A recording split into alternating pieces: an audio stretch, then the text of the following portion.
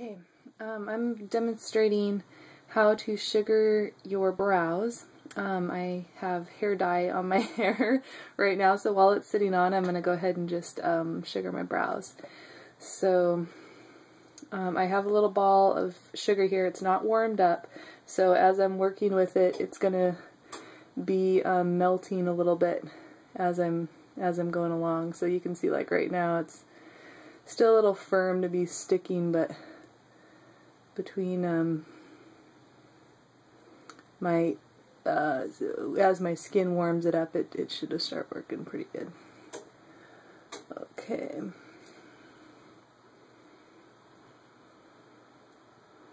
Unfortunately, my hair is rather light colored, so sometimes it's kind of hard to see all the hairs that I'm getting.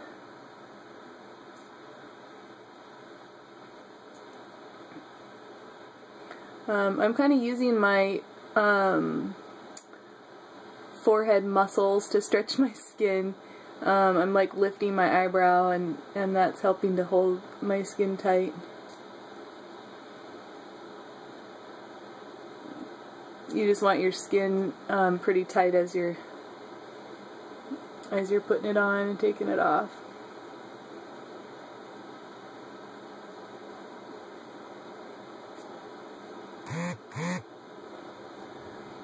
Okay, so now I'm going to actually hold my skin as best I can with my fingers to hold it tight.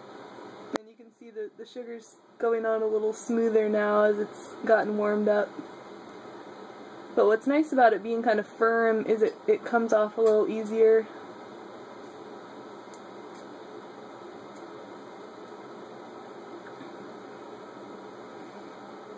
I actually had my eyebrows tattooed a couple years ago.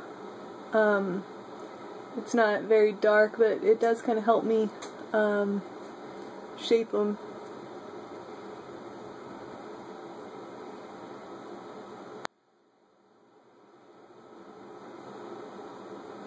So traditionally with sugar, you want to go against the hair and pull with the hair. But it's not always a, you know, I obviously I'm breaking the rule right here because I'm going with the hair and pulling against. And when you're sugaring yourself, sometimes it's just, you gotta just find what's the easiest way. So here I'm gonna go with the direction of hair again. And pull against. Okay.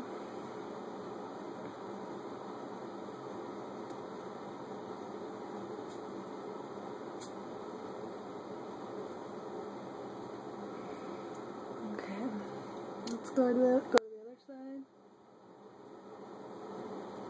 I have blonde hair, and I'm dyeing it like a little bit of a reddish blonde, so I'm kind of curious to see how it's going to turn out.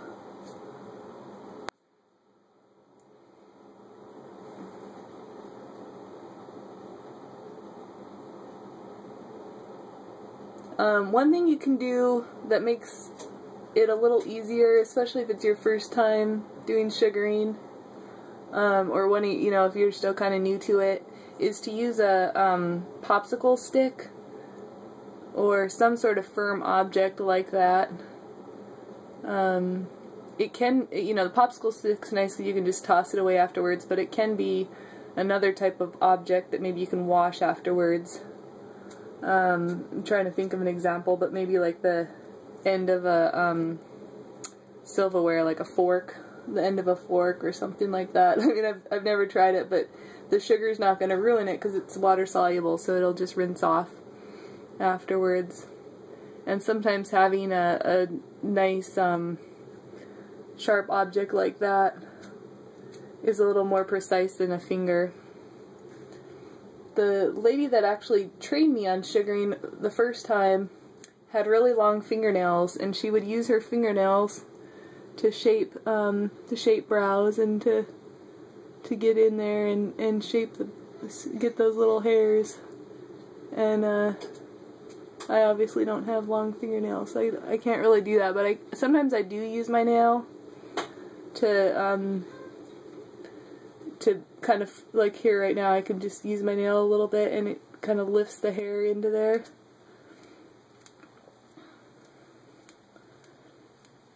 It helps get the hair wrapped into that sugar. So that's pretty good. I'm going to work on it a little bit more, but I just don't want to make this video too long. So there's your little demonstration on sugaring of the eyebrow.